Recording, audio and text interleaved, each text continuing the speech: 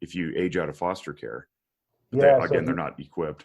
that's true. So when they age out of foster care, if they follow certain rules and guidelines at the end of their foster care as they're turning 18, they do have money that follows them. So they'll have about $650 a month that follows them leading out. You and I both know that $650 That's a month not even, no. that's not going to carry you very far. As you know, when you got a job, then great, that's a nice little bonus on top, but it's still very difficult. But in comparison to having a healthy family to go back to for Thanksgiving or anytime you're struggling. Mm-hmm. But I would say it's greater than 60% of our kids have been in the system at some point in time. Wow. And there was a while, for 45 days, we took over a contract to help out the county. There were a number of kids between the ages of 7 and 17 that had been exposed to COVID. And foster parents were saying, nope, don't come in my house. Wow. So they had nowhere to go. So we opened a short-term facility and taking care of those youngsters.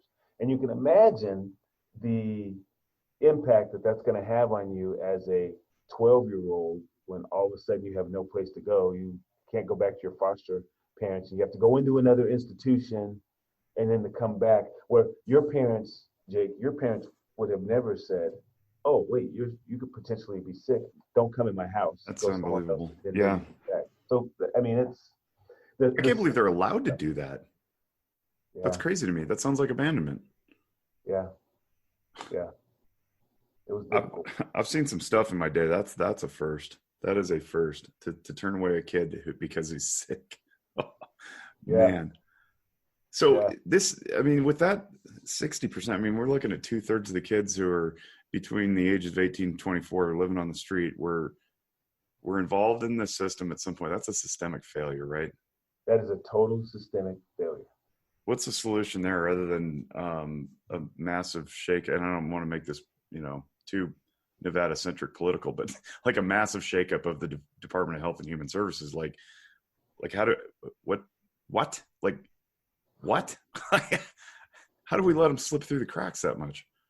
Yeah, well, I think we have to figure out what are the things that we can do, if there are preventative things that can be done so that parents don't lose their kids to the system. Yeah. If they don't deserve to lose their kids to the system.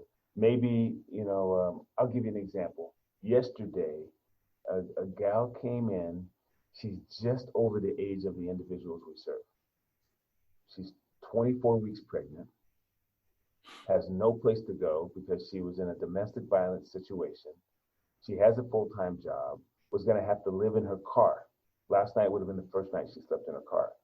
She can't get into a domestic violence shelter because there's a waiting list. They're all because full. of COVID, they're slow to take people in. Mm-hmm. She also has a child in the system. So if she stays in compliance with social services, she'll be able to get her child back. Well, this would have taken her out of compliance to lose her child if she's living in her car. Yeah. And she's outside of the age group in which we serve. Yeah, social services, to my experience, doesn't help the parents. They don't find the parents assistance that often. They help the kids. Oh, right. But maybe the help needs to come before. So she's actually now staying in our emergency bed, and she will stay here until she can get her next check and be able to get her own place. Good for you guys. So that's allowed then by whatever funding sources you have. That's not a hard limit on the age. Technically, it has been a pretty hard limit. But we don't have any funding that will take care of that I can apply towards her. Yeah. But that's just the human part. You got right there. Yeah. Where that's be him. She's bawling, and you're looking at this domino effect. Helping her for these next couple of weeks is not helping just her. It's also helping the kid. But you're asking, like, how do we fix the system? Like, there's a crack right there. So I don't have the answer. And I'm not trying to sound like we're heroes, but what I'm saying is there are just so many things that are broken in our system that we need to address. We need to really take a good hard look at. And here's something we want to save from falling into homelessness.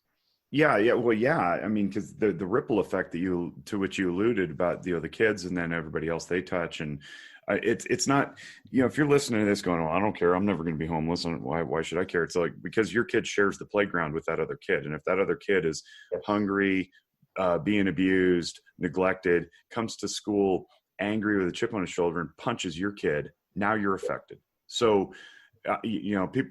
I hear that sometimes from people, and it's like, no, you can miss me with that philosophy.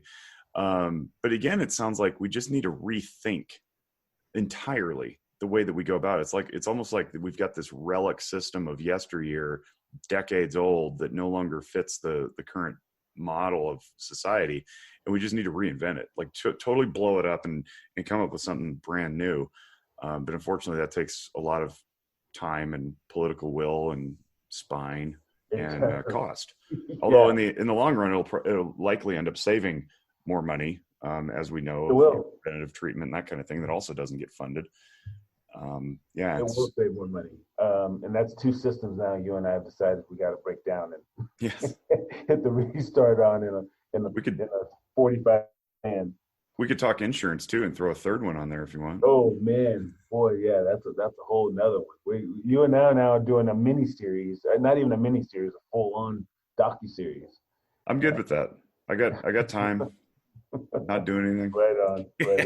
Hey, speaking of time, I want to respect yours. I know you got a meeting that you got to jet off to. This is great. I mean, very short period of time, we covered a lot of content, and I appreciate that you allowed the conversation to get into the details a little bit and give some people some picture, so we're not talking up in the surfacey content area all the time, which is, nice for checking boxes, but it doesn't actually move the conversation forward. So thank you for allowing this to go into process. One thing I've been doing lately with these podcasts is asking the guests to leave the audience with something. So some invitation or exhortation or just an inspirational quote or some takeaway of some kind. What would you leave our listeners?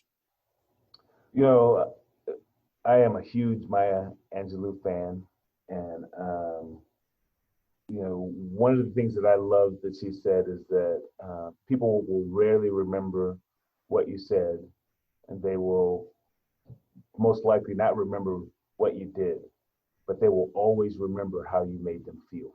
And so if we can think about giving someone a positive vibe today, make somebody feel good today. Yes. Because it is momentum that we need, particularly in today's world. I agree. Thank you. Very well put. Diaz Dixon, CEO of the Eddy House. How can they reach you or the Eddy House if people want to support what you're doing? You know what? We can go to Eddy House, EDDYHOUSE.org. Come check us out. We've got a brand new website that just went up the other day. You can get involved with us in many ways. We can even, if you want to volunteer from afar and do a Zoom group with our kids, you can do that. We welcome anyone who wants to be a part of the Eddy House family. That's super cool. I didn't know you're doing Zoom groups from distance. That's neat. Yeah, we are. So cool, man. It's different perspectives. Thank you so much for making time. I appreciate you. I appreciate the work that you've done in the community and continue to do. Step 2 is a better place for your existence. I didn't know you'd been there 14 years. I thought it was 8 or 9. That's that was a long time. That's crazy.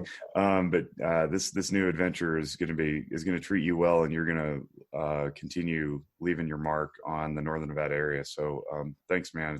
It's nice to know you, and I look forward to more of these conversations. On behalf of the Noggin Notes team and the Zephyr Wellness family, we wish you all great mental wellness. Take care.